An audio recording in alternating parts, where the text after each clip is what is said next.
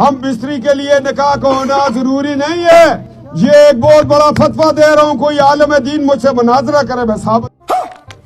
अबे साले तभी दोस्तों, हम बिस्तरी के लिए निकाह की कोई जरूरत नहीं, ये अल्फाज हैं नवाज शरीफ के किराए के दामाद कैप्टन सफदर के। पाकिस्तानी मेजर के साथ नाजायज ताल्लुकात, एक नाजायज बच्चा पैदा होने के बाद हुई कंट्रोवर्शियल शादी। ये कहानी है पाकिस्तान के सबसे बड़े चोर की बेटी मियां मोहम्मद नवाज शरीफ की, जो अपनी करप्शन की वजह से आज भी अपना मुंह छुपाए हुए है। जी हाँ, मैं बात कर रहा हूँ मरियम नवाज की, जिसने पाक आर्मी के कैप्टन से भागकर शादी की। आखिर मरियम नवाज ने भागकर शादी क्यों की? आखिर मरियम नवाज ने ऐसी कौन सी गलती की थी जिसकी वजह से आज भी उसे शर्मिंदा होना पड़ता है? आइए जानते हैं मरियम नवाज की कंट्रोवर्शियल शादी की असल कहानी।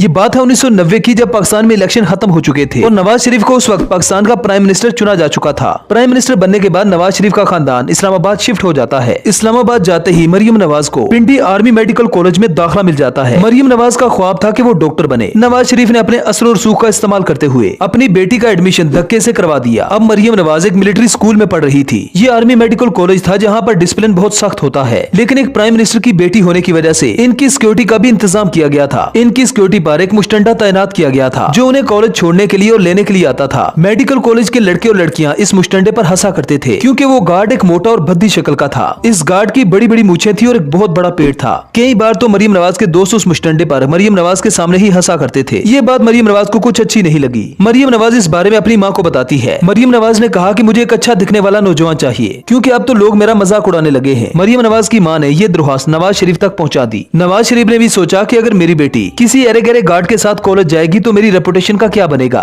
नवाज शरीफ ने एक हैंडसम मिलिट्री गार्ड की डिमांड कर दी। नवाज शरीफ की इस अजीबो गरीब फरमाइश पर मिलिट्री के आला अफसरान सर जोड़कर बैठ गए और एक हैंडसम नौजवान की तलाश शुरू हो गई। कौन है ये लोग, कहाँ से आते हैं?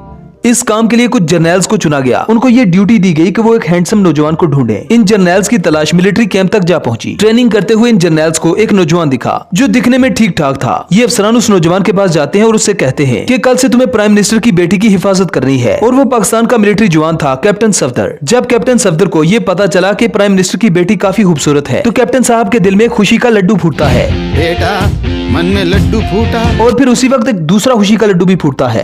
बेटा मन में दूसरा लड्डू फूटा। कैप्टन सफदर जब प्राइम मिनिस्टर के घर पहुंचते हैं तो मरियम नवाज को देखते ही दिल दे बैठते हैं। अब ये पाकिस्तानी कैप्टन हर रोज मरियम नवाज को कॉलेज छोड़ने भी जाता था और लेकर भी आता था। मतलब अब इसकी उंगलियां घी में और सर कड़ाही में था। थोड़े ही दिनों के बाद इन दोनों में मोहब्बत हो जाती है। बात यहाँ तक पहुँच जाती है कि कॉलेज में छुट्टी होने के बाद घर बताए बगैर ही बाहर टाइम पास करने लगे थे।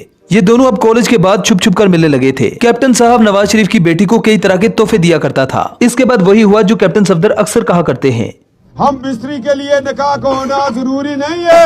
ये एक बहुत बड़ा फतवा दे रहा हूँ, कोई आलम दीन मुझसे मुनाजरा करे मैं साबित। कैप्टन साहब ने निकाह को जरूरी नहीं समझा और अपने ही प्राइम मिनिस्टर की छावनी पर हमला कर दिया।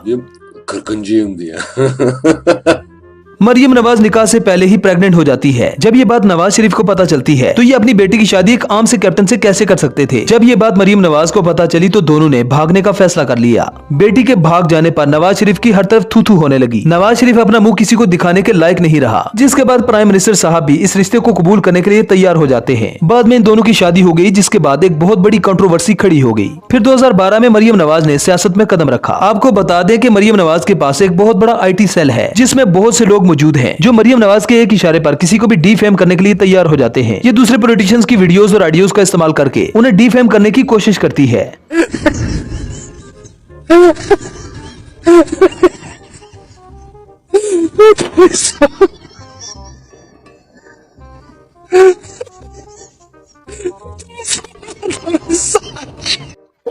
No.